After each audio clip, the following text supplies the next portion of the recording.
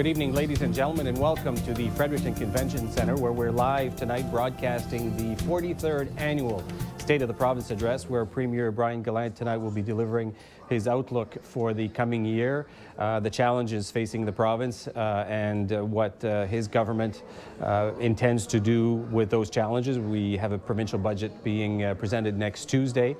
Part of that process leading to the budget next Tuesday was a strategic program review, which was led by the Minister of Health and MLA for Chaudiac-Capelé, the Honourable Victor Boudreau. Good evening, Mr. Minister. Good evening. Mr. Minister, the Premier will be delivering his State of the Province in less than 30 minutes. As part of the strategic program review process, what can we expect to hear from the Premier tonight?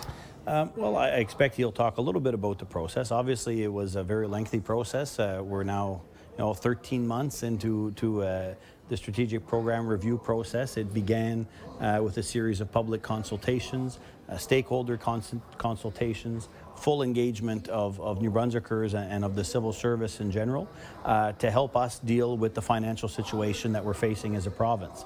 We had set out as a target to identify between $500 and $600 million, and we wanted to do this in a balanced way, take a balanced approach to look at expenditures, to look at the revenue side, but we do have a fiscal situation in the province that we need to deal with. And New Brunswickers answered our call, and I thank each and every New Brunswicker that participated in the process. It was a very inclusive, extensive process, but I'm hopeful that we will be able to demonstrate to New Brunswickers that we are putting the province's finances back on the right track to a balanced budget. Now, two of the biggest expenditures in government are health and education. The Premier, the government has indicated that health and education might not be touched. Does that mean that we're going to get a signal tonight that is going to be more on the revenue side or more on the reduction of expenses side? No, it's been important for us to take a balanced approach, as I said, to this. So we really want to look at both sides of the ledger, both the expenditure side and the revenue side. Just to put things in context, we spend $685 million this year just on interest on the debt. That's not paying down the debt, that's just interest on the debt. So that's more than we pay, more than we invest in post-secondary education. So all our community colleges, our universities across the province, student aid. So we needed to tackle the problem. And one thing that we heard very clearly from New Brunswickers were that while they wanted us to address the financial situation of the province, they did not want us to do it on the backs of our healthcare system and of our education system. And the Premier heard that message loud and clear, and certainly gave some pretty clear indications that those two departments would be protected. It doesn't mean that those two departments are perfect as they are today, and that there can't be some efficiencies found, some modifications made, but generally they will be protected. And obviously, Premier earlier this past summer made it very clear that education was going to be a number one priority for this government, along with economic development and job creation, and that any savings we found within the Department of Education would be reinvested in the Department of Education and Early Childhood, and that's certainly a commitment that you will see be maintained in the coming budget. Minister, the strategic program review has been 13 months. It's been extensive. Does that mean that on Tuesday the process is done, and whatever's announced on Tuesday, there's not going to be any more measures in the coming years, or is it a process that starts now and it will be ongoing? No, we've been very clear all along this process that we want to do this once, we want to do it right, and then we want to turn the page. And what you will see on Tuesday, I believe, I'm hopeful New Brunswickers will see, is a series of decisions that have been made that will lead us to a balanced budget by 2020, which is the commitment that we had made. The books aren't going to be balanced this year. That's not the plan. But the decisions that we're making this year will lead over the next few years to a balanced budget. In some cases, implementation could take 6 months, 12 months, 18 months. Savings could take time to generate. But we're making the tough decisions this budget and then we want to turn the page. We want to continue to focus on economic development and job creation, but really start promoting, the positive side of New Brunswick. It's a great place to raise a family. It's a great place we want to be able to start talking about, being more innovative and making even more investments in education and healthcare, supporting our families. But to do that, we first have to deal with the financial situation, and we're going to do that with this budget. How do you think New Brunswickers are going to react on Tuesday? Will they be surprised, shocked, or during your process have you laid out enough information for them to be informed? Well, some would say we've consulted too much. I would rather be criticized for having consulted too much than having not consulted enough. I think New Brunswickers got very engaged in this process. We heard from thousands of New Brunswickers. They provided thousands of ideas, and we worked with that feedback to come up with the plan that's going to be tabled next week. And again, I thank New Brunswickers for participating in that process, because it was a very exhaustive process. But I hope that they are going to see that the decisions we're making, they're not all easy decisions. There are some tough decisions in this budget, just like there were some tough decisions in our first budget. But when you look at the combination of both budgets, you will see a balanced approach. We didn't want to do it all on the expenditure side or all on the revenue side, and I think you're going to see decisions that will lead to a balanced budget as promised. Excellent. Well, Minister, I certainly appreciate the time tonight. We're looking forward in about 20 minutes. We'll be going back live to the Convention Centre Hall to hear Premier Gallant. So, Minister Boudreau, thanks for taking the time, and we'll let you go listen in if there's any surprises that we can expect from the Premier. Well, thanks again for having me. Thank you very much. So in a couple of minutes, less than a minute, we'll have our next guest, the Leader of the Opposition, Bruce Fitch. While we're waiting for Mr. Fitch, the speech, as I said, will be happening in about 20 minutes live from the Fredericton Convention Centre. So Mr. Fitch, Leader of the Official Opposition in New Brunswick, welcome this evening. Thank you. The Premier will be delivering his State of the Province address. You've listened in on your Premier in past years deliver the speech. What, as Leader of the Opposition, are you expecting to hear? Or what do you think New Brunswickers are expecting to hear tonight? That's a very good question. I appreciate the opportunity to meet with you and talk to the folks listening. It is a very, very important focal point for the province. And people want to hear some meat and potatoes. They want to hear a real plan for how are we going to get out of this situation. And the situation being, the reality is we've lost major industries here in the province just in the last little bit. Some of the major projects, such as the West East Pipeline, are delayed. And some of the other projects that would have created a substantial number of jobs have been delayed or fallen off the table. So I think last year everyone was impressed at the Premier, the way he spoke, and he is a good speaker. But the reality is what is he going to say? What is he going to say that people can really grasp onto to say, okay, they have a plan, they have a grasp of the situation, and how are we going to get results? Because we've basically seen a lost year when it looks at GDP growth or job growth, and that's a real concern because we're really not trending in the right direction. As Leader of the Official Opposition, sitting in the hall where the Premier is delivering his speech, what are the key things you'll be listening to, or what will you be looking for? You mentioned meats and potatoes. Anything in particular that you're going to be listening to? Well, really actionable items, because last year was the first State of the Province address, and there were a lot of promises made about future development and things on the horizon. So again, we need to see some type of specifics, some type of actionable items that people can look at to say, all right, that's new, that's going to help us, that's going to create jobs. And last year it was a great speech, and people were impressed with that speech. But it'll fall flat if it's all show and no substance. And that's why, again, we're looking for something of that's real that people can grasp onto. And I think the Premier needs to address the folks of the Sussex region.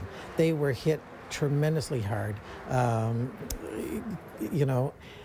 with the closure of the potash mine that no one expected. Right. And I was in the mine last fall, and it was all about ramping up production and creating jobs, and now that's all gone. And that is a huge hit to the GDP, a huge hit to the job numbers, and it's not just the 430 people at the mine, it's the spin-off jobs. And again, if those families decide to move to Saskatchewan, where they have 100 jobs available for New Brunswickers, that's going to be a situation that the Premier needs to address tonight.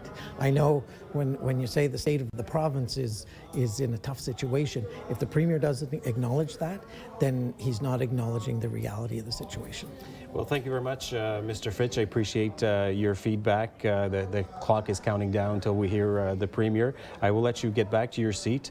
Appreciate the time you took with us tonight. And as we said, in about 15 minutes now, we'll be hearing from the Premier. So again, Mr. Bruce Fitch, Leader of the Official Opposition, thank you for dropping in. Thank you. Have a good evening. You too. So like I said, in a few minutes, we have two more guests dropping in. We will be returning live to the floor of the Fredericton Convention Centre. Premier Gallant is expected to leave. Well, he will be delivering his second State of the Province address live from Fredericton at 8:30. My next guest, Lisa Harris, the MLA for Miramichi Bay Devin. Hey, Nigawak. Pardon me. That's okay. That's correct. I stand corrected. You were a member of the Strategic Program Review Team with Minister Boudreau. You went around the province, you consulted New Brunswickers.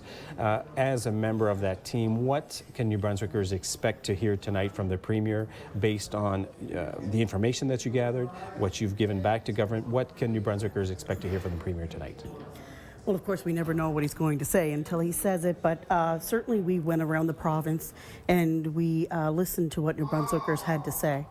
And what's so nice is being a new MLA and having the opportunity to be on this review panel. I was there to listen and then to go back to the table where exactly what New Brunswickers talked about was discussed. And that's where we're going to make our decisions from what New Brunswickers told us what they want to see. So it was a genuine process, and you know, we had over 1,200 people come out to our first round of sessions. 9,000 ideas came in through email, and then another 1,800 people, New Brunswickers, came out for our second round. So I think they're going to understand that we listened to what they wanted us to know, and the decisions that we're going to make are going to be implemented because of them taking part in the exercise. Now, part of the exercise was getting feedback, some ideas. Did you go outside the strategic program review? Do you expect the Premier or Cabinet to come in with a budget next week with some surprises, or New Brunswickers have been informed enough about what we can expect on Tuesday?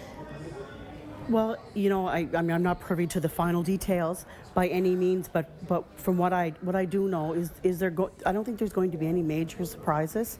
As a minister has said to you, you know, we're running a high deficit and spending $685 million on the interest payments alone.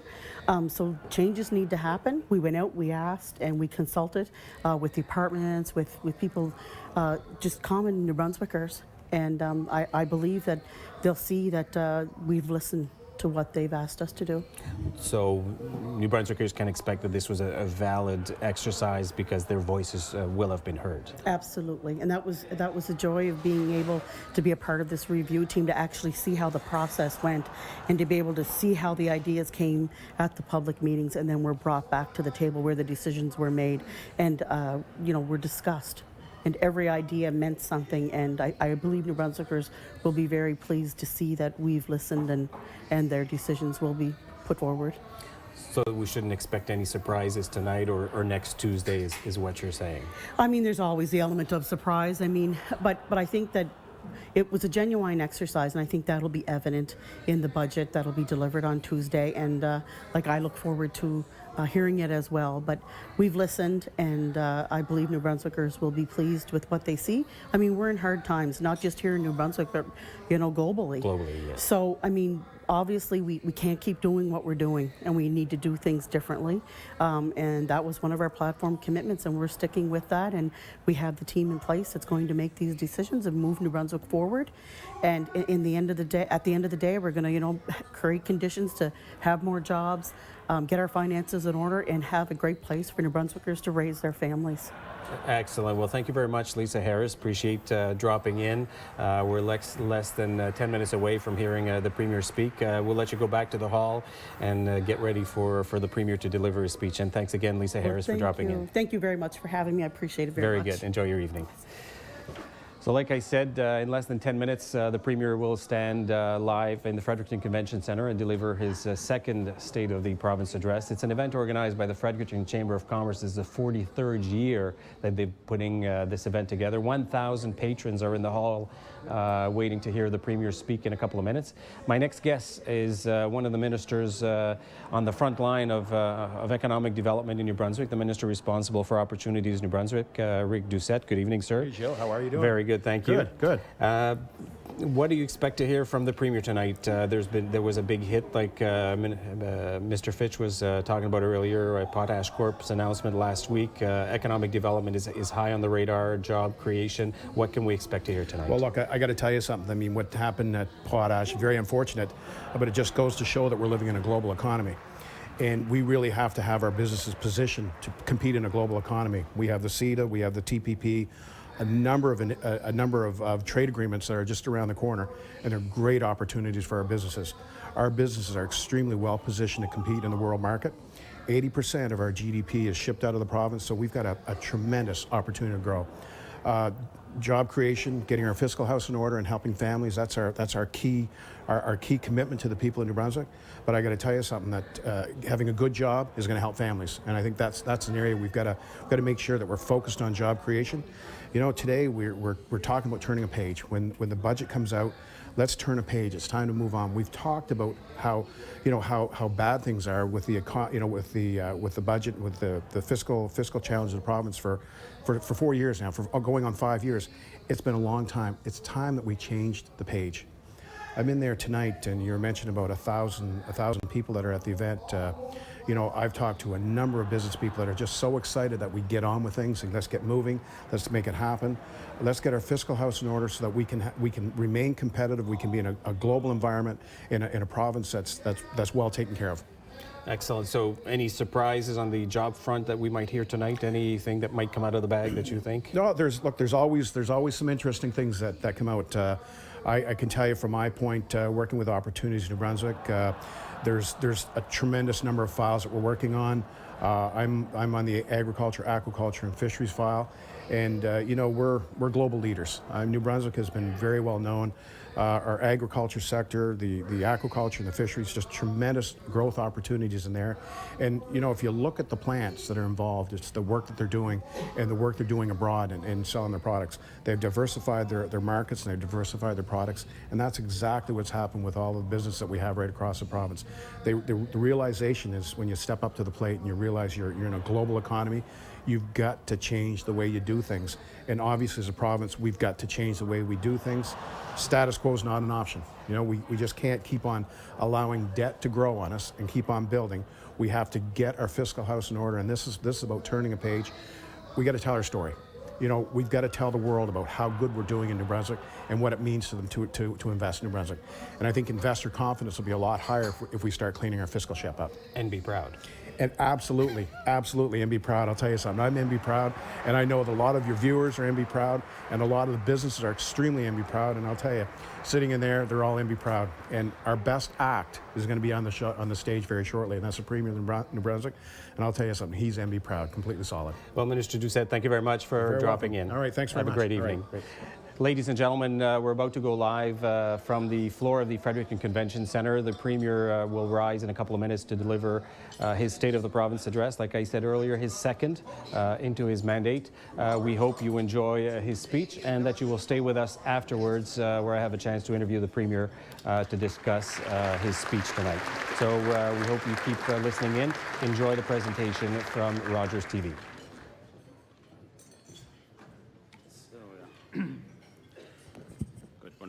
Thank you, Marshall, for your kind introduction. Bonsoir, Honorable Premier Minister Gallant, ministers, invitees, distinguished, Mesdames et Messieurs. I'm sure you can tell from my pronunciation challenges that while I'm indeed bilingual, my two languages do not include fluency in French.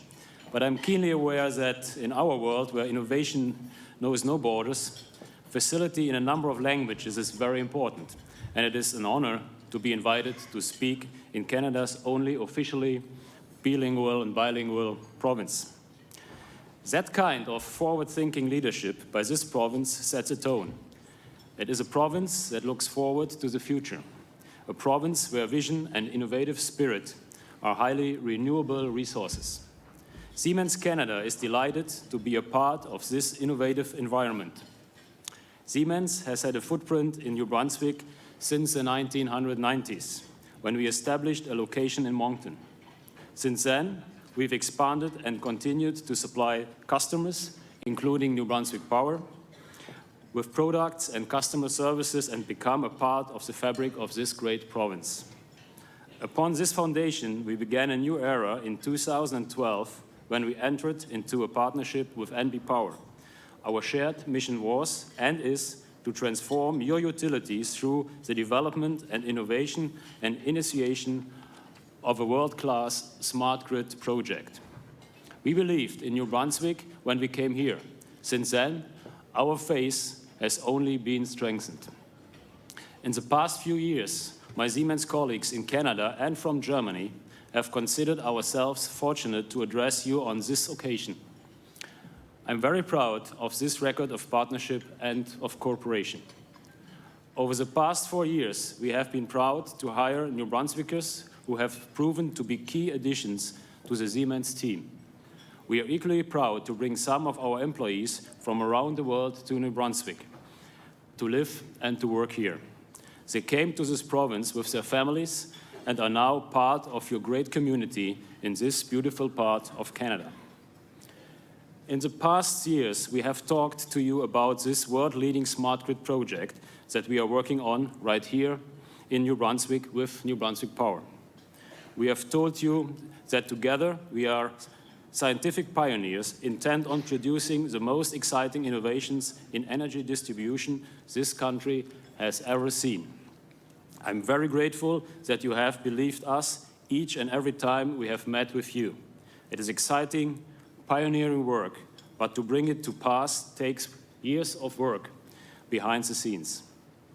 At the outset of this is Siemens New Brunswick Power as a great partnership.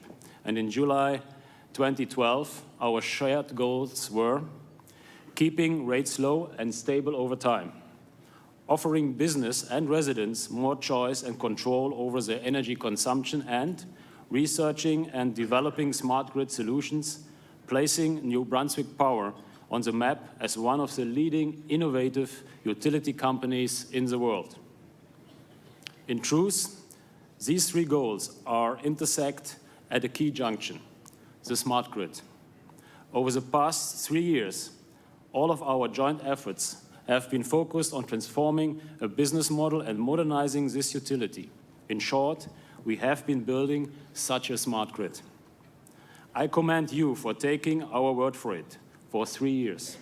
And I'm thrilled to be able to stand here in person in 2016 and to tell you about some very tangible results from our partnership.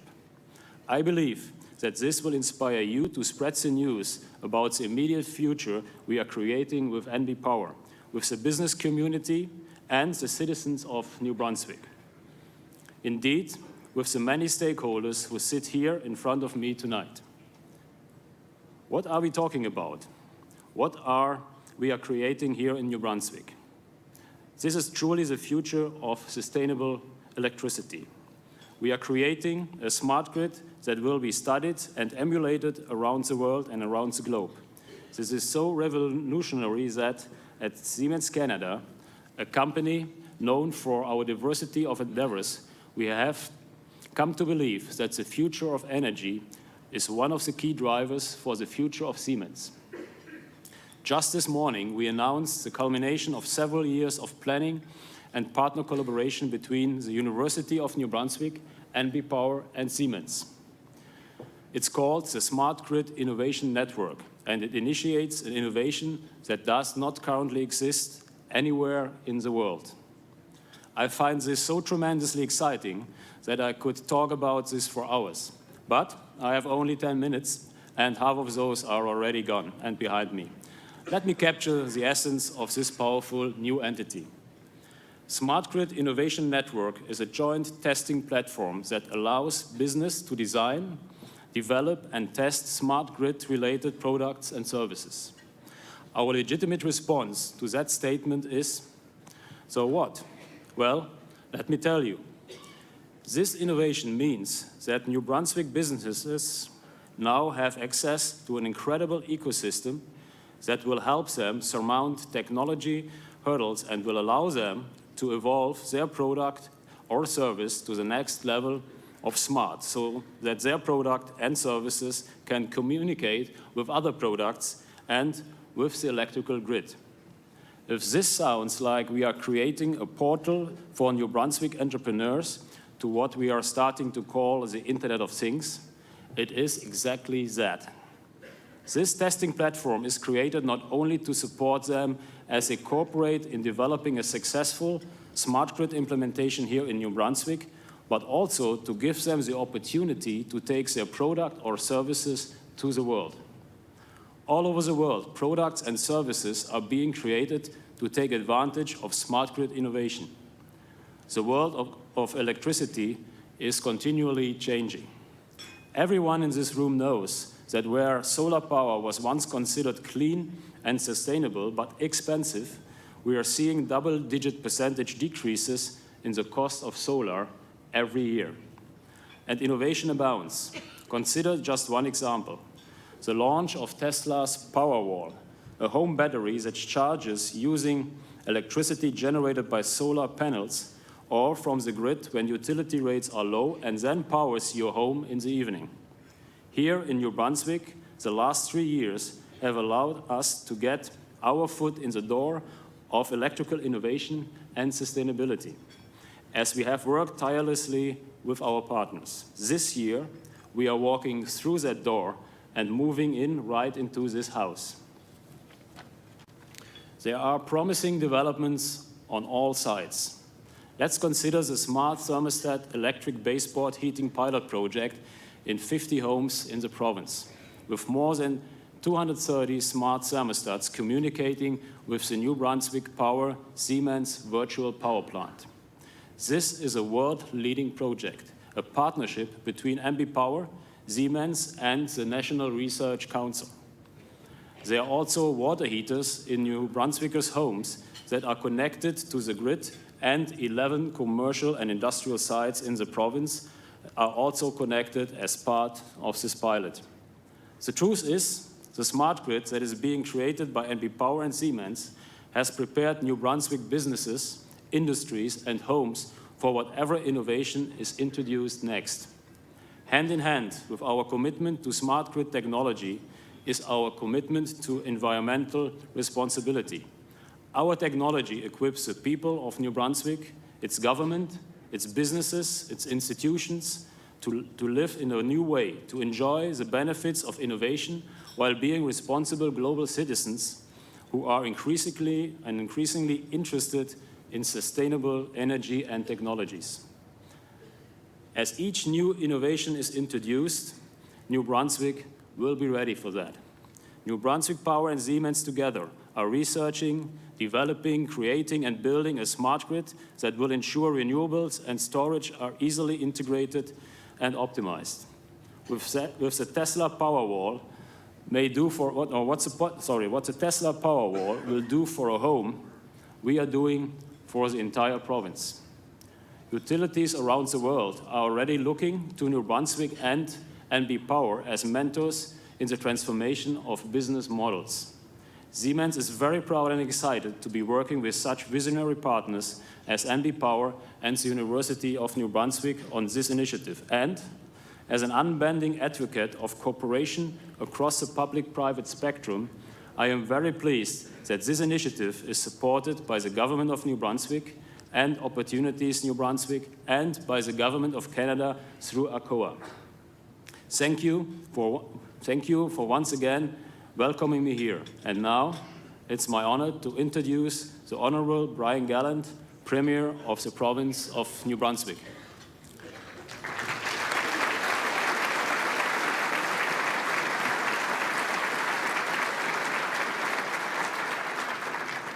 Brian Gallant was elected leader of the New Brunswick Liberal Party on October 27, 2012.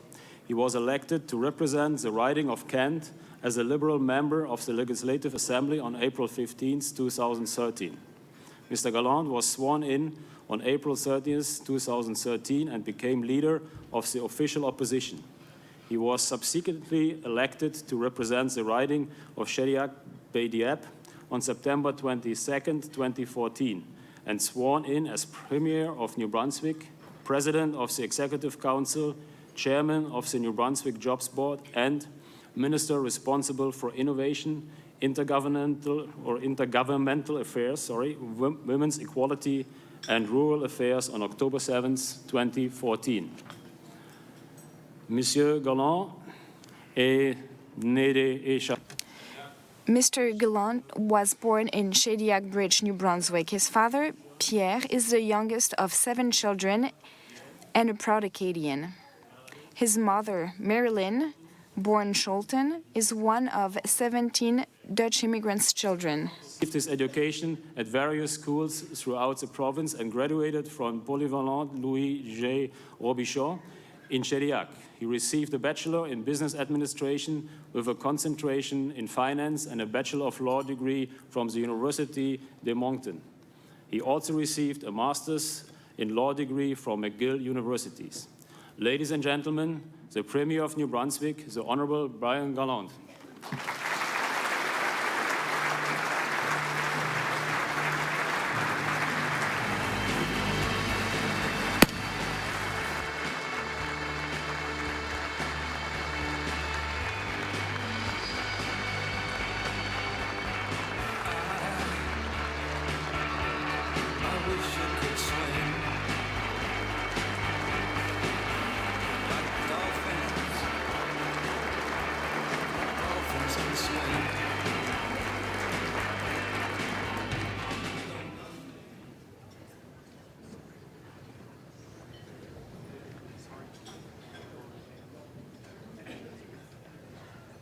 As New Brunswickers, we spend more on interest payments on our debt than we invest in universities, colleges, and financial aid for students combined.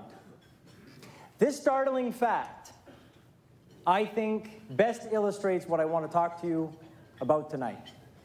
I want to talk about the need for us as a province to redress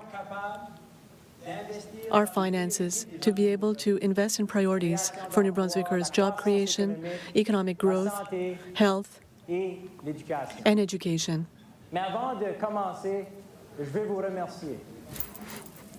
I'd like to thank you. I'd like to thank you all for having come here this evening. I want to thank all of you for being here. I know you're all very busy, and the fact that you've taken some time to be with us to discuss the future of our province is very much appreciated by me. And I also want to thank you because I know all of you understand exactly what we're going through as a government. Whether it's with your businesses or whether it's with your families, you've all had, at one point, to make decisions that are tough, choices that are difficult, because you faced financial challenges.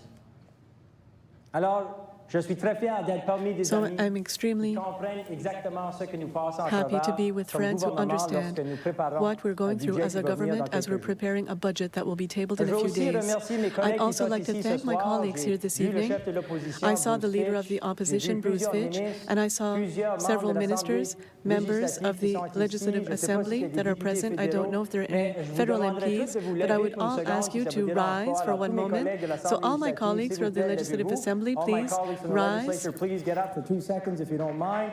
And thank you. Please give them a round of applause.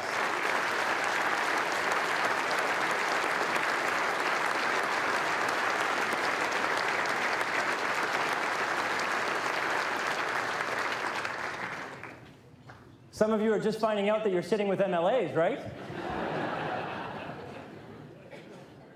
Je veux aussi remercier ma famille pour I would être ici also ce like to soir. thank my J'ai des family for tantes being et here. des oncles, This des evening I cousins, have des aunts, cousines. uncles, Mon père cousins. est ici My avec moi. father is here Ici with ce me this soir. evening. Karine est ici. Karine is here. My mother couldn't make it, by the way. She's working at the moment. So if you're people that are listening at home, if you go to eat at a McDonald's, she's the 5-foot, very cute, huge dimples, working at a McDonald's in Greater Moncton. She's about 36 years old, if you're wondering. She had me very young, very young. It's great to see my father here as well. I have to tell you this quick story. Last year, during the speech, well, during the night, I should say, of the State of the Province, I went to go say hello to my father to see how he was doing. It was his first time at the State of the Province address. And I asked him, I said, how are things going? Oh, good, good. Yeah, good, thanks. I said, everything's okay. Yeah. Where's that guy that runs NB Power? And I said, I'm sorry? Well, the guy that runs NB Power, I think he's here. Is he here? I said, are you Gaetan Thomas? Yeah. Where is he? I said, well, he's sitting over there. Sitting at the time, I was pointing to him. He said, he's sitting over there. I said, why? Oh, my NB Power bill was pretty high the other day. I want to talk to him. It's probably not the best night, the best time to do that. So Gaetan, be careful. My father may be following you out. I don't know how it went this year. Je veux aussi remercier tous ceux et celles qui sont en train de surveiller à la maison. Thank you to everybody that can't be with us tonight for, I'm sure, very good reasons that are watching at home. Thank you for taking time out of your busy schedules. Je sais que j'ai des amis qui sont en train de surveiller aussi. I know that I have friends who are watching right now, and I have to say, it's fun now that I'm in politics to listen to my friends talk about what I'm doing. One of my good friends told me the other day, he said, hey, you know Justin Trudeau, right? And I said, well, yes, I know. Well, that's great. Hey, that's going to be a great prime minister. And I said, yes, well, I hope so. Oh, yes, it's going to be a great prime minister, like, you know, like Mackenzie King, Lester B. Pearson, Wilfred Le Boutillier.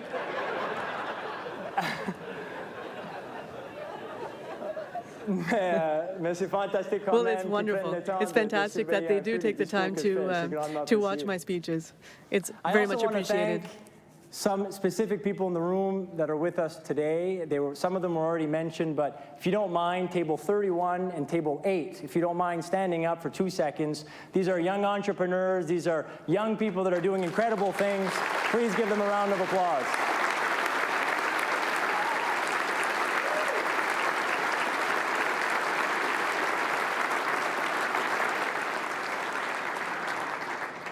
They're not here to listen to my speech. They're here to network with you, so please go talk to them after. Here in New Brunswick, we need to become the smart province. Nous avons besoin d'investir davantage. We need to invest more in education, training, research and development. In today's world, change is inevitable. We as a society, therefore, have to develop the ability to adapt to change. And the best way to develop that ability is through education, training, research and development, and innovation.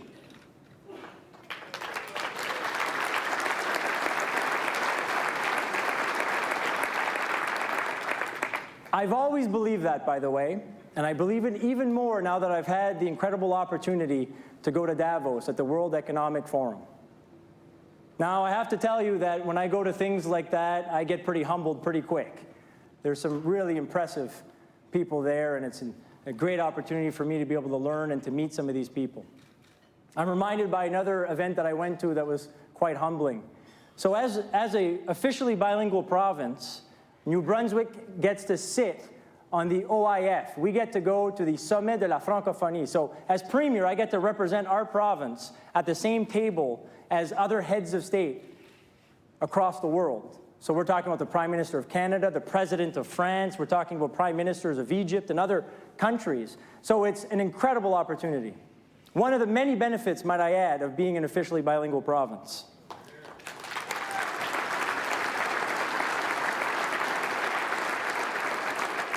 So I just want to tell you this quick story because I was pretty humbled. So we went to Dakar, Senegal, in Senegal not too long ago, and we were at a show that during that week, and it was on the stage, and the show was basically at the front of the stage, and then all the heads of state, including myself, we were all sort of in the back of the stage, and then there was a crowd there. So again, I mean, these are all very important people, as you can imagine, some of the ones that I've already mentioned.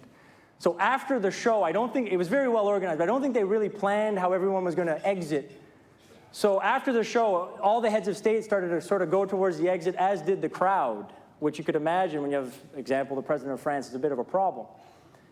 So really quickly, I'm going to go back to my childhood for 2 seconds, and you'll see why in a second. So when I was young, my father had a Chevette. Yeah, well, thank you. Yes, thank you. A brown Chevette, by the way. So, I mean, as if it wasn't bad enough that it was a Chevette, you had to make it brown. So we had a brown Chevette, and we were parked at the mall once. And I remember asking my father, I said, should I lock the doors? We had some change and some stuff. Should I lock the doors? He said, no, don't worry about it. I said, well, no, well, Dad, don't you think we should lock the doors? He said, no, don't worry about it. I said, well, Dad, geez, we have change in my... Listen, look around the parking lot. Yeah? You see a lot of cars? Yeah, there's a lot of them, yeah. So if somebody's going through the cars to grab change and stuff, they're going to check our car last. I said, okay, well, I mean, that logic kind of makes sense, sure. So fast forward back to Dakar. So as we're all exiting and the heads of state are leaving with the crowd, security came up to me and said, Mr. Premier, are you okay? Is everything all right? Everything, this is terrible. Are you okay? Everything okay? So I quickly told them that story. Some of you already know the punchline. I quickly told them that story, and then I said, guess who's the Chevette in this story here? So I said, by the time they get to everybody important, I'm going to be okay. Don't worry about it. But I was in Davos, and it was a very humbling experience. And what I saw there was 3 common threads when I was listening to some of the experts, listening to some of the people that I got a chance to talk to and meet. The 3 themes were this. They're all very worried about China's growth, or the slowing down of China's growth. China's growing pretty good. The economy is pretty impressive. However, it has been, over the last few years, helping the global economy that has been struggling. So people were talking about that, there's no doubt. People were talking about the prices of commodities and oil, as you can imagine. There's concern there, there's no doubt. But I can tell you, after being in Davos, after talking to the Prime Minister and others, I can tell you that I'm convinced more than ever that we have to develop our natural resources and energy projects responsibly, and we have to help when times are tough. Now, it's not only good for the Canadian economy, it's good for the New Brunswick economy, the West economy, and everybody in between, and we have to work together to ensure we do it right, we do it safely, but we get the jobs, we ensure that we diversify our exports, and get the Energies pipeline to St. John, New Brunswick.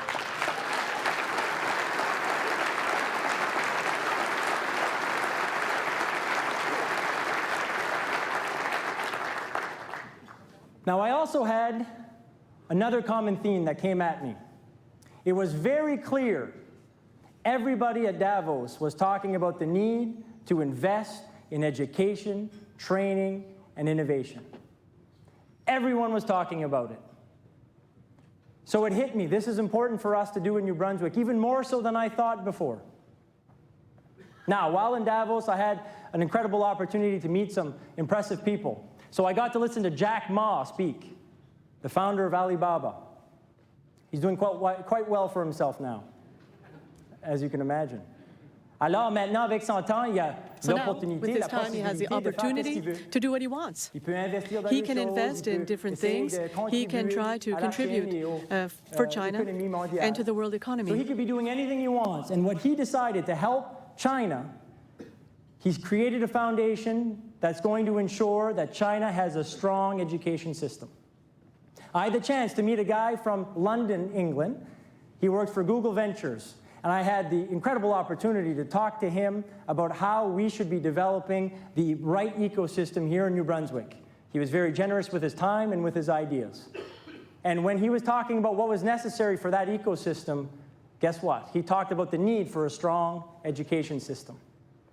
I had the chance to meet with a senior executive from Siemens. And he told me a very interesting fact. He said that as a global business, as a business that does work all over the world, they have suppliers and clients and people that they work hand in hand with in 200 different countries. So he said he was telling me this, we had to embark on a journey to fully understand what all these people that are involved in our business, what are their challenges? What are their opportunities? And he said everybody had different things to say, but there was one theme that kept coming through every single one. We're talking about businesses in 200 different countries. And they all told him how important it was to invest in education and training, how important it was to have a strong education system. Now, I had the chance to also speak to the Prime Minister, Prime Minister Trudeau, while in Davos. And I have to tell you really quickly, if you don't mind, when you're in Davos, the first thing you sort of say when you see somebody is like, oh, hi, I'm Brian, and then it's sort of, what do you do, right? Everybody sort of asks what you do. And then, obviously, I would start off, I say, well, I'm from Canada, and I'm in government, or sometimes I take politics, and then they kept going. And then once they found out that I was in the same party as Justin Trudeau, they got quite excited. So I learned from that mistake. By the way, there's somebody that looked at me and he said, oh, I see you're in politics as Premier of New Brunswick. Are you his assistant, or? But then I started to get what I had to say. Every time somebody came up to me and they said, what do you do? Canada, politics, Justin Trudeau's party. And then I was their best friend. Now, in Davos, I had the chance to talk to the Prime Minister. And it is very clear that he is focused on growth. He wants to be investing strategically in infrastructure. He wants to be investing in innovation. And he wants to ensure that every region is going to be able to prosper.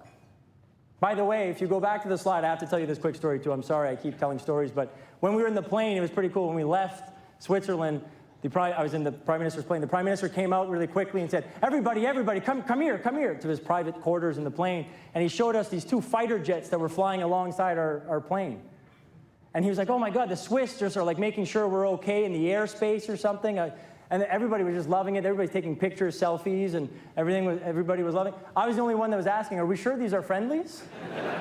like, are we 100% sure? Like, we're surprised there's planes following us and we're all excited? Like, anywho, so I had the chance to talk to the Prime Minister, and he clearly wants to invest strategically in innovation, making sure that we have strong education systems across the country.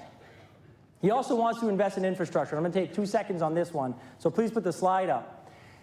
I couldn't support more what he wants to do when it comes to infrastructure, because when you look at this chart, if you take a second, this is a chart listing the top 100 projects in infrastructure across Canada. This was done in 2015. So there's $157.9 billion being invested in infrastructure. Check out the percentages. You see New Brunswick and PEI? It's in white. Our percentage is 0 of the 100 largest infrastructure projects. So we need the federal government, we need the private sector, and we as well as a government have to step up and invest strategically in our infrastructure to create jobs and ensure economic prosperity in the long term.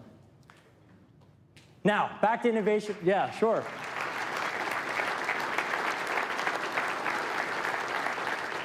Now, back to innovation and education. It's not just because I heard it in Davos. And I know what some of you are thinking, well, you know, Siemens from Germany and people in London and people across the world in China. I mean, that's not going to affect us.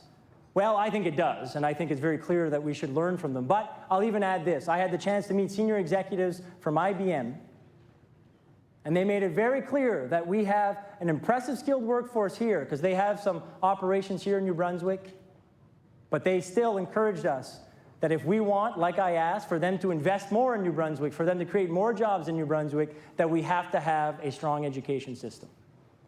Now, it's not just because I went to Davos, and it's not just because I got to talk to these people that I think this is important. This is also incredibly important because this is what you want. I've had the incredible opportunity. I'm the luckiest New Brunswicker. I get to talk to people across our province about their hopes, their dreams, their challenges, their priorities, and their opportunities. And I can tell you, I get lobbied quite a bit, by the way, but it's all good. And I can tell you when I meet people, no matter what sphere they're from society, no matter which industry they're in, no matter if they're with an NGO or they're with an association or they're just a New Brunswicker that want to contribute their ideas, they all talk to me about the importance of education and training. Whether it's the forestry industry, whether it's agriculture, whether it's ICT, whether it's a mother, whether it's a grandfather, whether it's somebody that's trying to reduce poverty, whether it's somebody that's trying to ensure that we have a stronger healthcare system. Everybody talks to me about the importance of education and training, and rightfully so. Le fil conducteur de tous les gens que je parle, ils veulent qu'on priorise l'éducation. They want us to have education and training as a priority. And rightfully so. So let's talk really quickly about some stats about why it's important for us to be investing in education and training together. So first off, it's good for the workers. C'est très important pour les travailleurs. It's extremely important for the workers. So here, you can see the chart. We have statistics how important it will be to have education for tomorrow's jobs. It's very important for workers. They have to have the opportunity to have a high-quality education. It's important for the employers as well. And you know this better than I do. But every time that I talk to any organization that represents employers, they always talk to us about the challenges they have and how important it is to develop a skilled workforce with education and training. Que ça soit CFIB, que ça soit whether it be the Economic Council of New Brunswick, the Chamber of Commerce of Canada, regardless, they all speak of the shortage of skilled workers and how important it is for us to invest strategically in education and training. Now, it's not only good for the workers, the employers, it's good for our economy as well.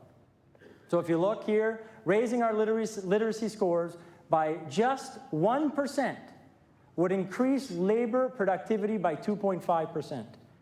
And this was a study that was done that showed for the national impact, we would have an increase in income of $32 billion. And that's just by 1%. Now, investments in education and training are not only good for the economy, they're also good to ensure a strong quality of life. And we know this, the reports show it. Si nous voulons améliorer la qualité de vie des gens du Nouveau-Brunswick, un des meilleurs investissements que nous pouvons faire, the best investments that we can make is in education and training. We just have to see this cycle, as you all know.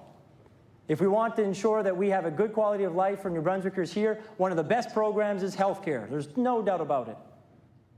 Well, one of the best ways to improve our healthcare system is to be more proactive about it.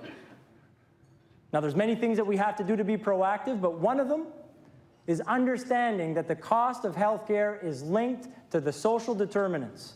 And the most important social determinant is people that are living in poverty. And the best way to reduce poverty and end the cycle of poverty is through investments in education and training.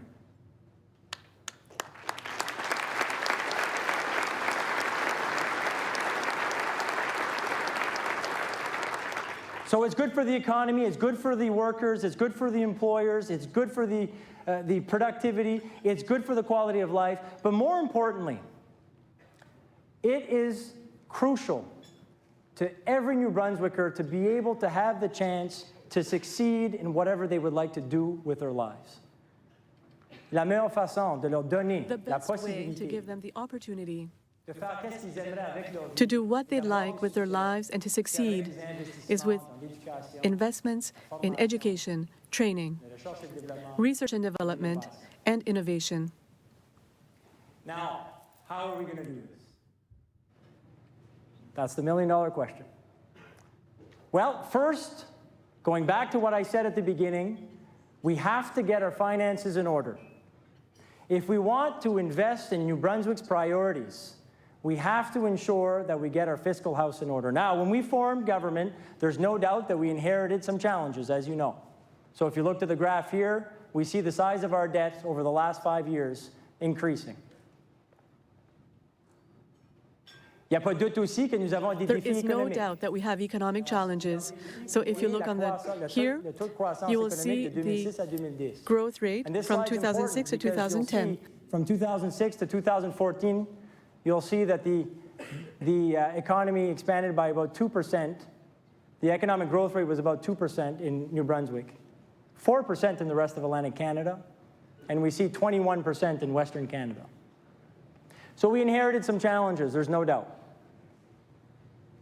Mais je sais et je suis très chanceux. And I'm very fortunate to meet many New Brunswickers, and I know that they want to work together to overcome these challenges. We can no longer have our interest payments be more than what we invest in universities colleges, and financial aid to our students.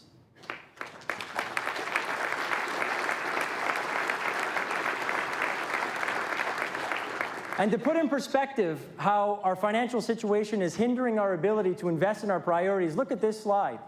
Our interest payments right now, we are spending more in that than we're investing in the Regional Development Corporation, in tourism, heritage, and culture, Opportunities New Brunswick, energy and mines, natural resources, environment and local government, agriculture, aquaculture and fisheries, justice and public safety, combined.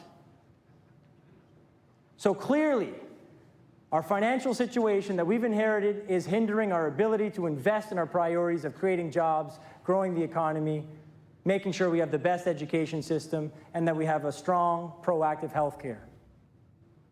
So we are going to tackle these challenges together. So what are we going to do? Well, we have to focus on job creation. We have to focus on economic growth. That has to be the #1 priority. Now, if we don't get our finances in order, what's going to be important, we have to understand that our debt will go up, which means our interest payments will go up.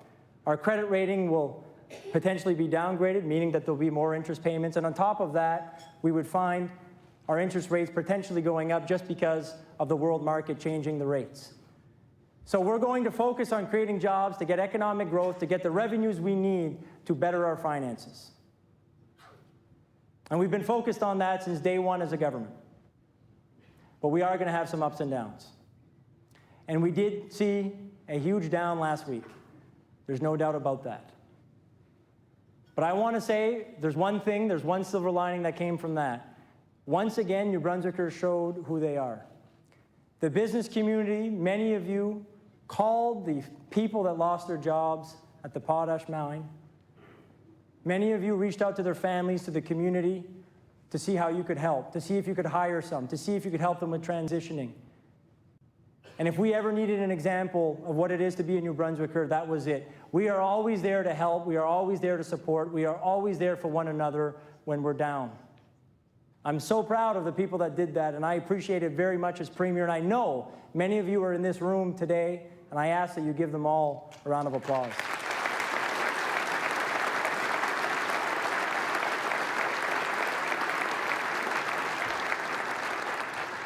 So there will be some ups and downs, and there was a down last week, but there have been some ups as of late as well.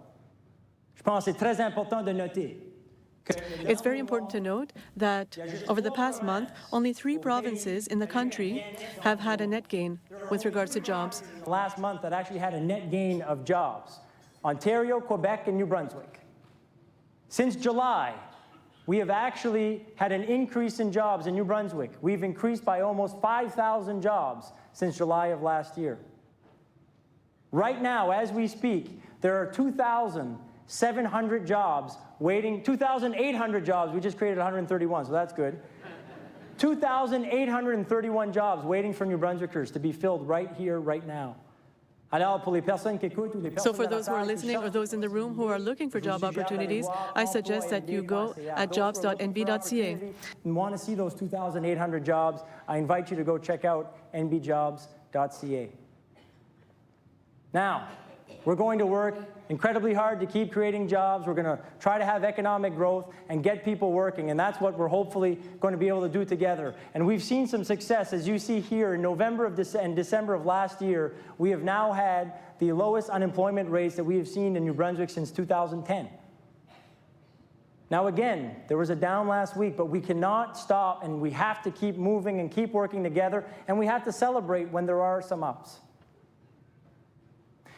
To get our finances in order, job creation will be the #1 priority. However, we have to be realistic that it will not be the only measure we can use to get our finances on track. As you can see, over the last 4 years, the cumulative economic growth rate from 2010 to 2014 was 0.4%. Even if we double that, even if we triple that, we still have to ensure that we look at other measures to get our finances in order. But I guarantee you, jobs and economic growth will be the priority, but we have to look at other things. We have to have a balanced approach between economic growth, looking at government expenditures so we can reduce them, and looking at additional sources of revenue so we can provide strong programs for job creation education, and healthcare. So what did we do? Well, in the first budget, we found about $115 million. Nous avons fait des coupures, comme vous pouvez voir, sur l'écran. There were budget cuts, as you can see on the screen. My salary went down by 15%, the ministers by 10%, all members saw pay freeze. We centralized certain departments, and with other decisions that were made, we found about $115 million in savings. But we had one more budget to make the choices that will get our finances in order, the one that's coming up in a few days. So what we decided to do, over a year ago, we created what is called the Strategic Program Review. We have gone around the province. We have met New Brunswickers from every corner.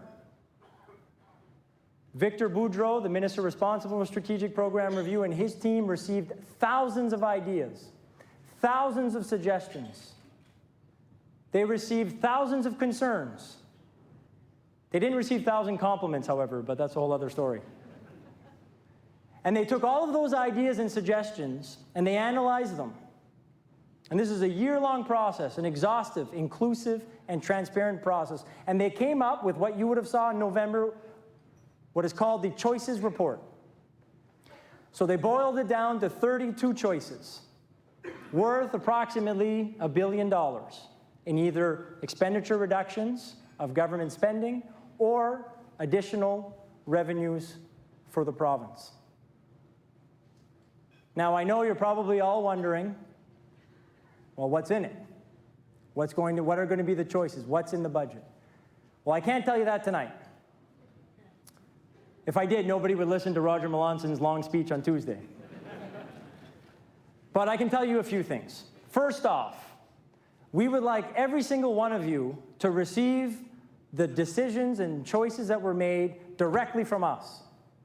So what we would like every single one of you here tonight and the people listening, send an email to SPR for Strategic Program Review at gnb.ca.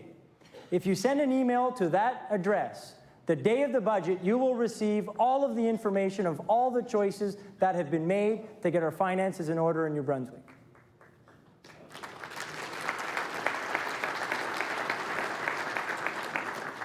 I appreciate you clapping. Hopefully you'll clap after you get all the details too.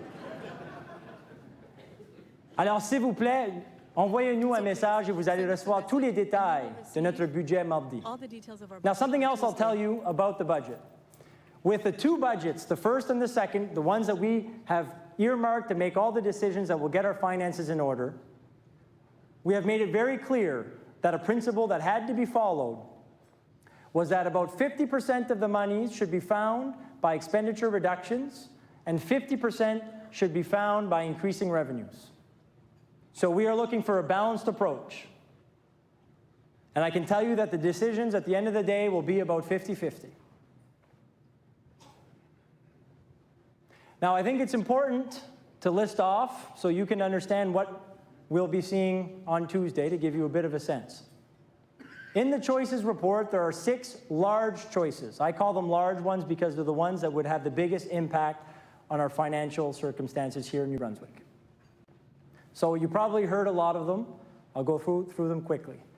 Some significant cuts to the civil service, raising corporate taxes, raising the HST, putting tolls on the highways, significant cuts to education, and significant cuts to healthcare. Of these 6 large choices, we as a province have to choose 3 or 4 of them. I'm not going to tell you which ones are going to be chosen, but I'll tell you this. I've made it very clear that our government will not reduce the deficit by slashing into healthcare and education, and in fact, we are going to ensure that we be the government that invests the most in healthcare and the most in education in the history of our province.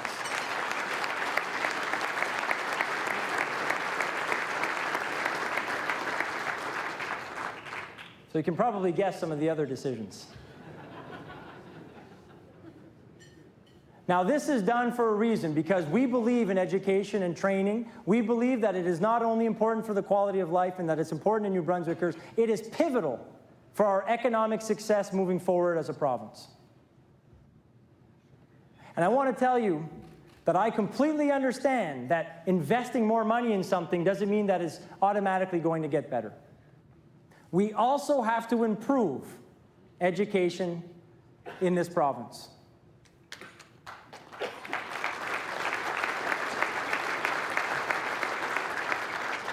I'm going to quickly tell you a story about a kid that I met a few years ago. So I had what was called Gallant's Sports Camps when I was young. It was a small business, and it helped me pay for my university studies. So what we did, it's pretty much in the name, we brought kids together at these sports camps for a week long, and they would play sports and learn about healthy living. We had hundreds of kids, and we went in numerous communities across the province. I think Ted Fleming came once, I'm not sure, I was thinking.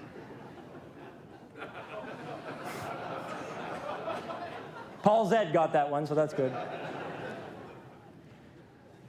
Now, these sports camps were done in different communities, and it was important for my friend and I who started these that we give the opportunity to some kids that would not be able to afford to come. So what we did is every week that we had across the province, we would give 1 to 2 kids the chance to come to the sports camp for free. And the way we would find them is we would call the principal of the school and ask them if they knew of anybody that would not be able to go and that would probably appreciate going. So in this one area, we called the school, and I'll never forget, I was talking to the principal, a very nice person, and he said, look, I'd really like you to take this kid. And he named the kid, which I won't name today. And I said, yeah, sure, no problem.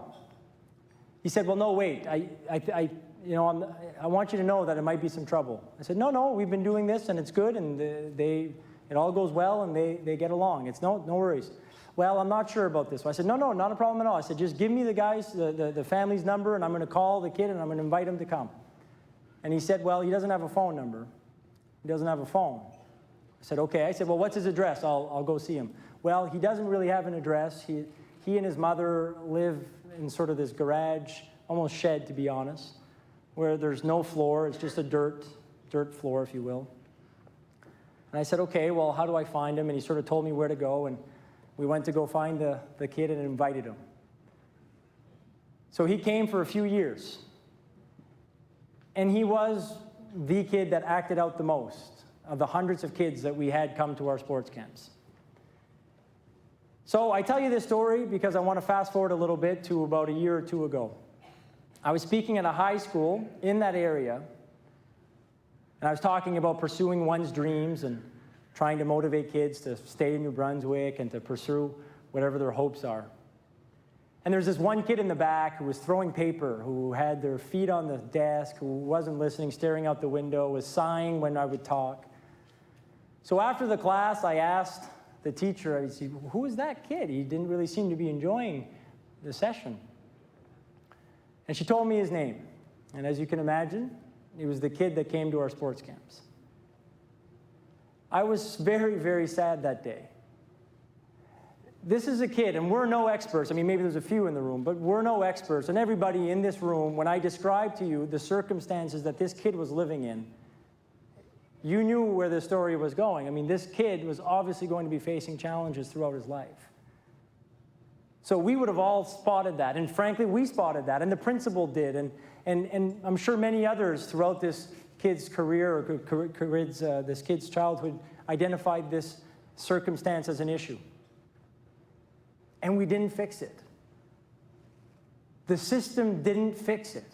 So our system failed. Our system failed that kid. Our system failed that single mother. Our system failed our collective values. We did the best we could. The principal was certainly trying, as you can imagine. That's the kid that he picked for us to take for free. I'm sure many others did. And they all did with goodwill. But we failed nonetheless.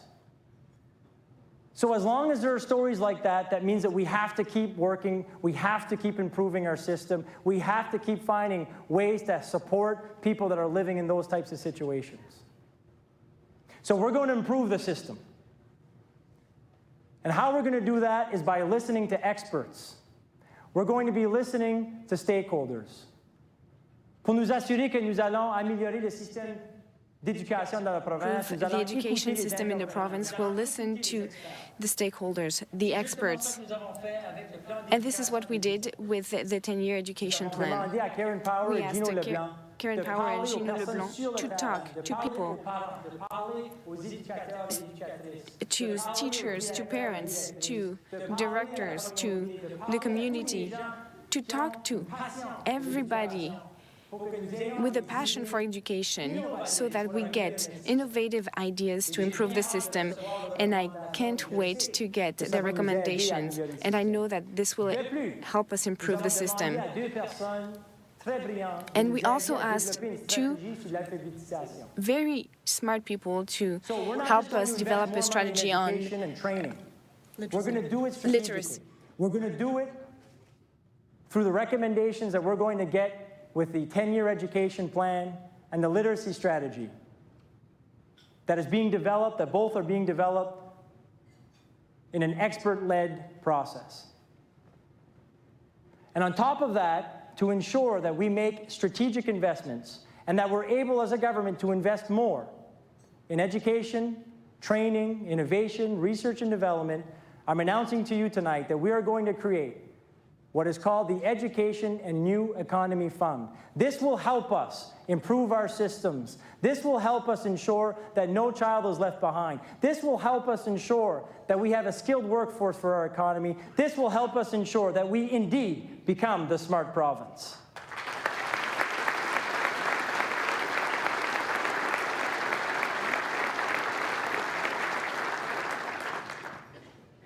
So the Education and New Economy Fund is going to ensure that that young girl who has a learning disability, well, her and her family are going to detect it early, and they're going to have a system that's going to be there to support them through that young girl's education.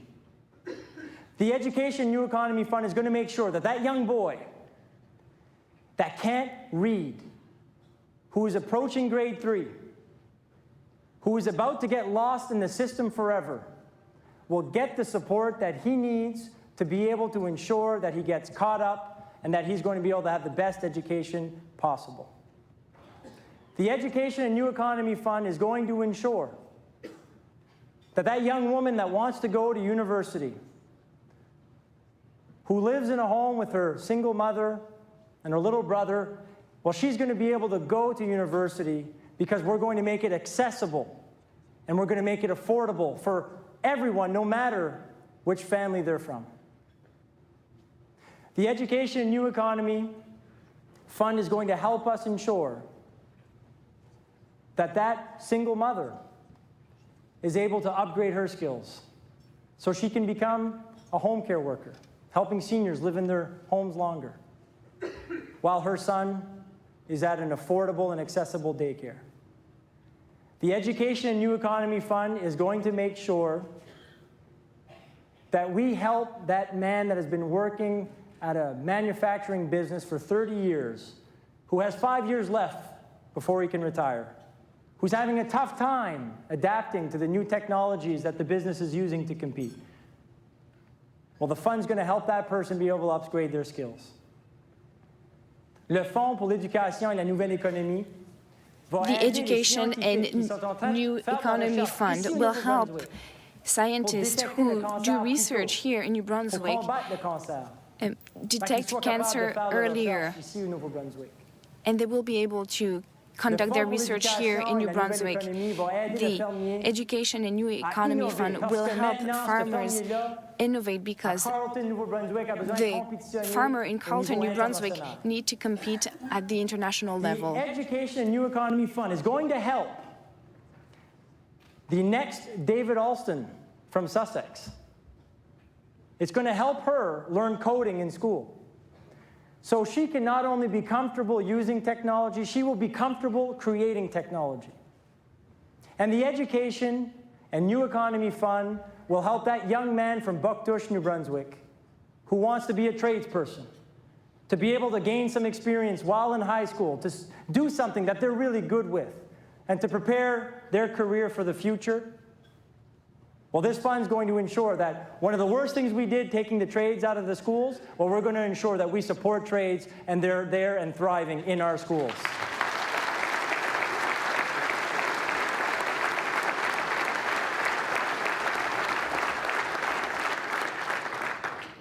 And I know, I get it. There's been tough times in New Brunswick. I understand that many are thinking, well, can we do this? Is that really going to help us in the short term? Should that be the focus? Well, I want to address that right now.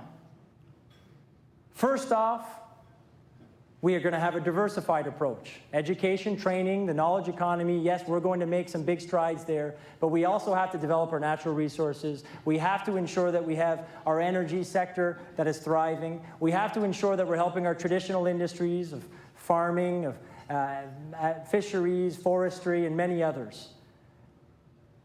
But we can't be scared to participate with the rest of the world. Not only because it's going to be important to get ready for the new economy, but the new economy is going to help our traditional industries compete as well. And then some of you are saying, well, it's going to take too long. We need some stuff right now. Well, again, we're going to work very hard. We're going to invest in our infrastructure to stimulate the economy in the short term. We're going to work on trying to get projects going like the Sisson Mine here in New Brunswick. But at the same time, I do not accept the premise that strategic investments in education, training, and innovation cannot help us in the short term. You saw the stats. We can turn around our economy by being more productive. We can turn around our economy by ensuring that those 2,800 jobs that are not filled today get filled tomorrow. And we can ensure, and this is the most important part, that we stop thinking about the next couple months and stop thinking of only the 4-year cycle. That we start thinking about the next 40 years. So that whoever's on this stage speaking to a crowd like you in 40 years is not saying, well, it's too bad they didn't make the right investments back in the day.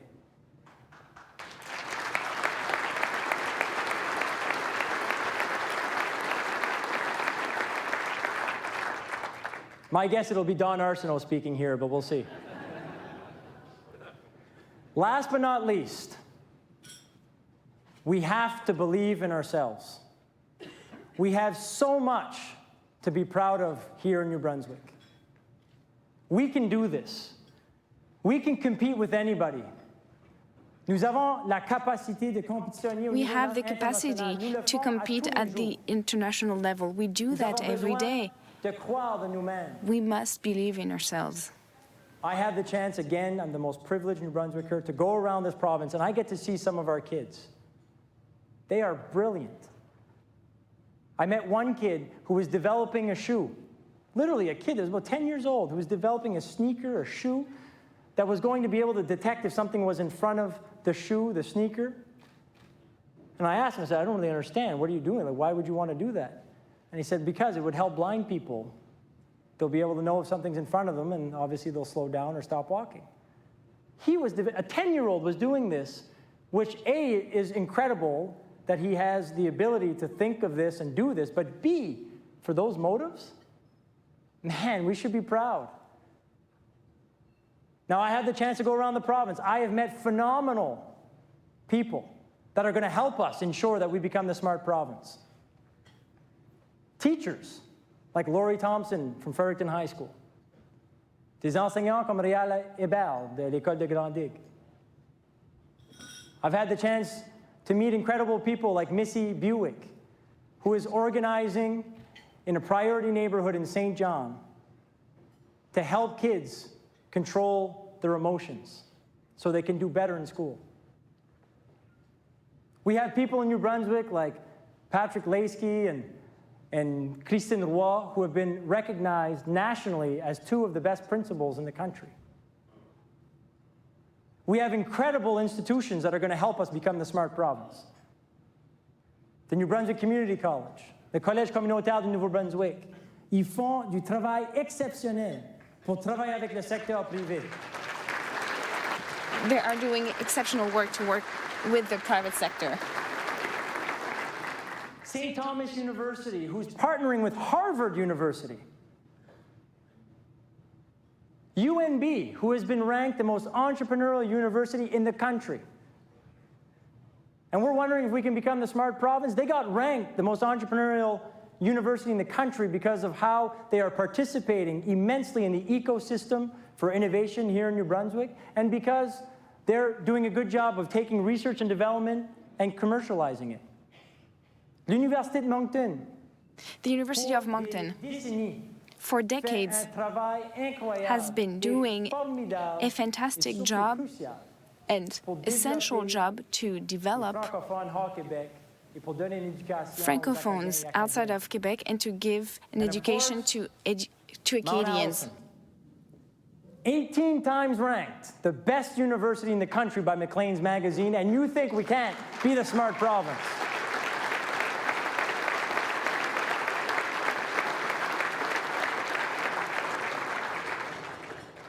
Now, I'm not naive. We have challenges. And I'm not naive. We have a lot of work ahead of us. And I'm not naive. There's going to be ups and downs. But I'm also very optimistic. I'm optimistic because of the reasons I just named, but mostly because of you. Because of the people listening at home. The people that I've gotten to meet across this province who love New Brunswick, who want to contribute, who believe that we can do it. So I am incredibly optimistic. Now, we have some crucial choices that are going to be announced in a few days. The biggest hint that I'm going to give you is this. Last year, I cited a quote that I very much like. I think it's very inspiring, by Nelson Mandela. And it says, "May your choices reflect your hopes, not your fears." Well, I can tell you here tonight that in a few days, when you see our budget, you're going to see that we made our choices not based on fears, but based on our collective hopes.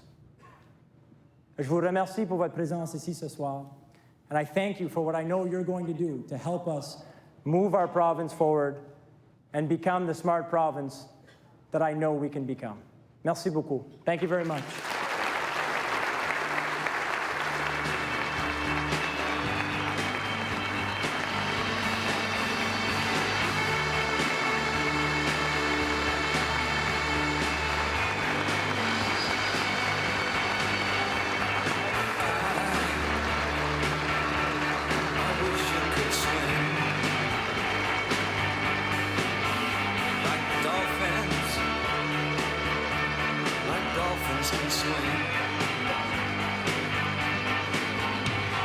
Premier ministre Brian Gallant, tout le monde.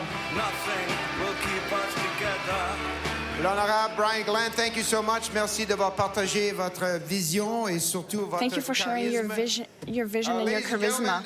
That's about it for tonight, except to say thank you all for being here. We want to, again, thank our sponsors, significantly Siemens. We want to thank Rogers, Emera, and the Association of Engineers and Geophysicists. And a contribution has been made in your name to our scholarship fund from the Chamber of Commerce. We thank you so much.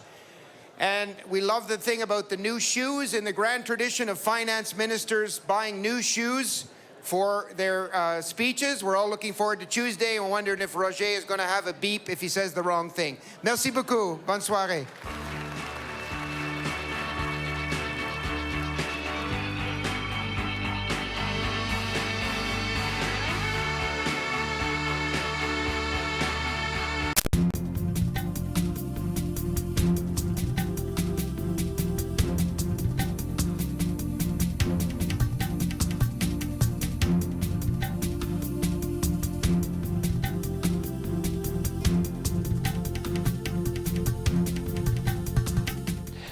Welcome to the studio with Premier Brian Gallant, who's just delivered his annual State of the Province address to New Brunswickers tonight. Welcome, Premier Gallant.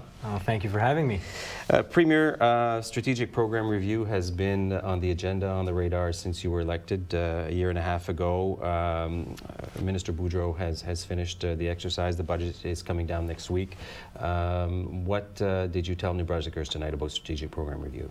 I think it's important for us to put in context why we're why we did what we did with the strategic program review. I mean, we inherited as a government a very tough financial situation and tough economic situation. So it's important for us to tackle those challenges. To do so, we have to create jobs and economic growth. And that's the #1 priority of our government. But what I tried to illustrate tonight is that we can't just depend on economic growth. We also have to look at our expenses as a government, and we have to look at the possibility of adding additional revenues as well. Now, to do this, we, in our first budget, made some pretty tough choices. I took a pay cut, ministers took pay cuts, we had MLAs freeze their salaries, we centralized some government services, amongst many other things that gave us about $115 million. We still have to find some more. That's why, over 13 months ago, we started strategic program review. This has been an exhaustive, inclusive, and transparent process. Minister Boudreau and his team have gone around the province. They've spoken to thousands of New Brunswickers. They've received thousands of submissions, and they've analyzed all the ideas. They came up with 32 choices, which they made public in what we call the Choices Report. Of those, there are many, obviously, discussions that we have been having as a government and obviously as a population. Of those, there are 6 large choices, I would call them. They're no surprise: reducing the civil service, HST, increasing the HST, increasing corporate taxes, significant cuts to healthcare, significant cuts to education, and putting tolls on highways. Of these 6 large decisions that I like to call them, we have to take probably 3 or 4 of them, depending which ones one would select. I've made it very clear that I want to prioritize education. I spoke about that tonight. I believe it's not only pivotal for our economy, it's important for the quality of life of New Brunswickers. And I also made it very clear that healthcare is important to New Brunswickers, and rightfully so. It's probably the program that has the biggest impact on the quality of life of our people. So, as a government, we're going to not reduce the deficit by slashing education and healthcare. Now, we obviously have to make some tough choices, but we really believe, sincerely believe, that with these choices, we're going to be able to take the money that we're going to be able to get by reducing the deficit and finally investing it in the priorities of New Brunswickers, things that will help us create jobs and grow the economy, things that will help us ensure that we have the best education system possible, and things that will help us ensure that we're improving the healthcare system. Now, by protecting health or protecting education or investing more heavily in education, how are you able to achieve, or how will your government achieve its objectives?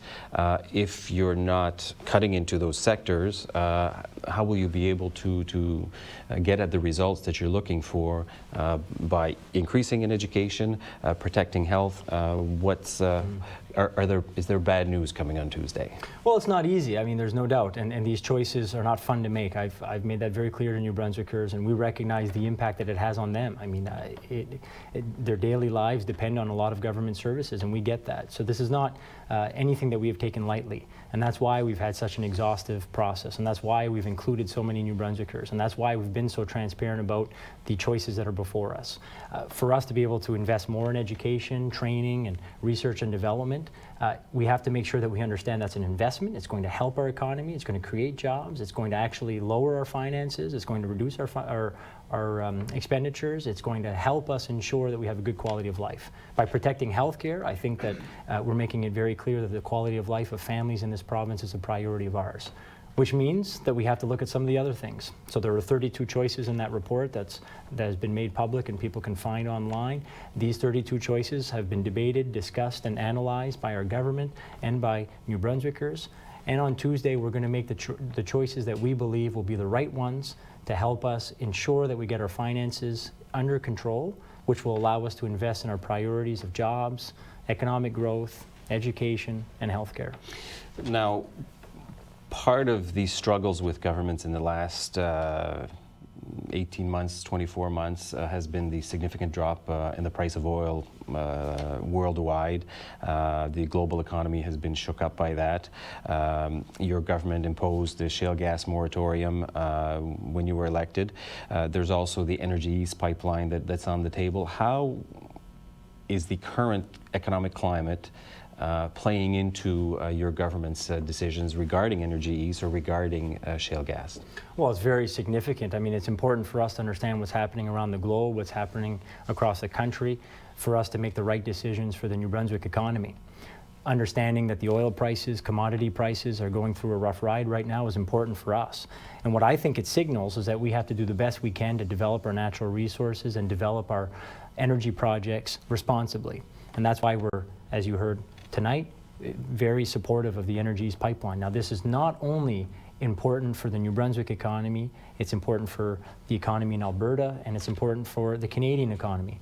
This will stimulate the economy, create jobs at a time when Canadians and New Brunswickers want to work and they're looking for jobs. So it will stimulate the economy, creating thousands of jobs.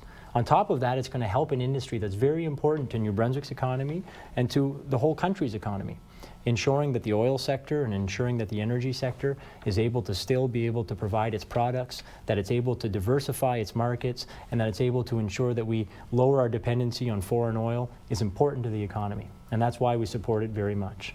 Now, we have to ensure that we also are looking to the next economy. And I spoke a little bit about that tonight. It's important for us to prepare for the knowledge economy. It's important for us to invest in education, training, innovation, and research and development. If we want to compete internationally, we have to understand that these investments are important to prepare for the new economy, the knowledge economy. But it's also very important for our traditional industries, whether it's agriculture or whether it's fisheries or natural resources or energy. If they're going to compete internationally, they have to be more innovative. They have to have the best skilled workforce that they possibly can have. So again, it goes back to what I spoke a little bit about tonight, the importance for us to ensure that we're diversifying, helping some of the traditional industries, but at the same time making sure that we're investing in our people, investing in education, and investing in training. How did your government come about the decision to invest or focus on education? How did you come to this point and say, well, we need to put money on the table to get it done? Well, for many reasons. I mean, I think that it's something that's personally important to me. If I were to point to anything that I think has had a positive impact in my life, I always say three things. It's my family and friends that have supported me throughout my career and throughout my childhood. It's the fact that I worked very hard, and it's the fact that I was very lucky to be able to get an education. So for me, it's a personal thing that I think is incredibly important. It's something that I want to ensure that every New Brunswicker has the same opportunity that I was very lucky to have. Second, I think it's really important for us to see what's happening across the globe. It's very clear that people are prioritizing the knowledge economy. It's very clear that people are investing in education and training. And as I discussed tonight, I mean, that's from China to Germany to London to Canada. I mean, it's incredibly important for us to not wait and sit on our hands. We have to be investing, like everybody else, in the new economy. We have to be investing in education. And thirdly, it's important to New Brunswickers. We've had the chance to go around the province several times. I've met thousands of New Brunswickers, and they talk to me about the need for us to improve healthcare. And then they go and they talk about how investments in education can help. They talk about how we have to eliminate poverty, and they go to how education and investments there will be able to help. They tell us how we have to be more proactive about giving a good social net, and they talk about how investments in education are important. We meet the business community and industries, and they talk to us about how important education and training are for their skilled workforce. So it's become very clear that New Brunswickers want us to prioritize this. So those are among the reasons, and of course we believe in New Brunswickers, and investing in them is probably the best investment we can make. Any investment that you announce on Tuesday or any decision you make on education, will it be enough? Will it be enough to make a difference? Will it be enough on the front lines in the classrooms? Will it be enough on the campuses of our universities or colleges? Will it be enough? Or is it a trend that you're hoping to head to? Well, I'm very hopeful that people will see that when we're making some of the tough choices, it's always because we want to invest in New Brunswick's priorities, and I know education is one of them. So you'll see that on Tuesday. Now, to say it's enough, I mean, I think that we have a lot of challenges, and I think it would be naive for me to think that government alone can overcome these challenges. I mean, we need New Brunswickers to help us, and I said that tonight as well. I mean, we need the people that were there tonight, the people watching at home tonight. We need the industries, we need the private sector, we need NGOs, we need every New Brunswicker that wants to see our province move forward. Help us ensure that we have the best education system possible. Help us ensure that post-secondary education is affordable, accessible, and high quality. Help us ensure that we're giving the man who's about to retire, maybe in 5 years, that's still working that job that he's had for 30 years, the chance to upgrade his skills so he can still contribute to the business that he cares about. We need everybody to help us. We can't do this alone. So to say that our investments would be enough, I think would be naive. I think it's going to be a good start, and it's going to show the rest of the province how much we care as a government about that, and hopefully that they'll join us and they'll help, because together we can collectively overcome our challenges and seize the opportunities before us as well. Now, you mentioned helping. We have a new Prime Minister in Canada, a new government in Canada. Happens to be the same colors as you. I believe you develop a good friendship with the new Prime Minister. How will that impact New Brunswick in terms of relationships with the federal government? Do you put that into your equation as well? Well, look, I think that a lot of people sort of make the calculation because I've known the Prime Minister for a little while, because we have a fantastic minister in New Brunswick in Dominic LeBlanc, who's a childhood friend of the Prime Minister's, that somehow New Brunswick's going to sort of get a special deal. I mean, we're not looking for a special deal, and I don't think the Prime Minister would ever do that anyways, and no government really just wants to give a special deal because they like the people a little bit more than somewhere else, or because they've known them. I mean, that's just not good policy. What we want is to have a partner in Ottawa that believes in New Brunswick and that believes in Atlantic Canada, and I think it's very clear that the Prime Minister does, and that's I think a huge contrast to what we've been used to over the last few years with the previous Conservative government. So we're very happy that we have now a government in Ottawa that believes in all regions of the country. So that's number one. Number two, we are very happy that there's a government in Ottawa that believes in the growth agenda. They want to invest in infrastructure. They want to invest in innovation. They want to invest in a skilled workforce. They want to invest in things that are going to help us ensure that there's economic growth and job creation. So we support that very much. And in fact, we've been doing that on our own in New Brunswick for about a year and a half as a government. So it's going to be great to have a partner in Ottawa that sees the need for us to make those investments as a country. And thirdly, it's going to be good to, I think, to have somebody that has the right balance. The Trudeau government understands that we have to grow the economy, but we have to do it in a responsible way. We have to ensure that we're also protecting the environment, that we're doing what we can to combat climate change. That's important. They also understand the balance that we have to have between, yes, getting our books and our finances in order, but at the same time ensuring that we're, as governments, there for people when they need support, when they're a little down on their luck, that they have the support from government that they need to be able to pick themselves up. So that balance is not easy, but I'm very happy to see that the Prime Minister and the government he's leading believes in that balance, and we'll work with them to make sure that we can accomplish it here in New Brunswick. Okay, final question, Mr. Premier. I recently saw the sign, Opportunities New Brunswick, and one of the slogans was, "And be proud." I'm wondering, with doom and gloom, the financial situation, the tough choices facing your government, let me ask you the final question. What can New Brunswickers be proud of? Do we still have something to be proud of in New Brunswick? Absolutely. And look, I'm the luckiest New Brunswicker there is. I get the chance to go around and meet people and see businesses and see cool things happening in every region of this province. And because I felt like I was so lucky, I want to share that. So actually, anybody that's on line and that's watching tonight, please go check out my Twitter account or my Facebook account, and you'll often see stories of New Brunswickers and New Brunswick businesses, New Brunswick communities that are doing incredible things. And I think that we have to do a better job as New Brunswickers to promote that. We're often sometimes too humble, and I think it'd be great for us to share those stories. So not only do I invite you to go check it out, please share your stories as well.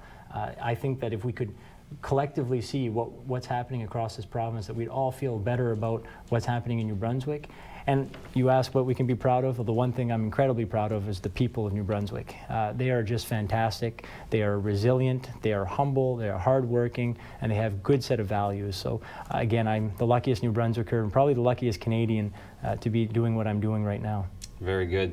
Thank you, Premier Gallant, for taking the time out out of your busy schedule to join us and wrap this annual State of the Province address again out of Fredericton, New Brunswick, another sold-out event where the Premier laid out his plans and his government's plans for 2016. Thank you at home for taking the time to watch this special edition of Rogers TV, State of the Province, and thanks again and have a good night.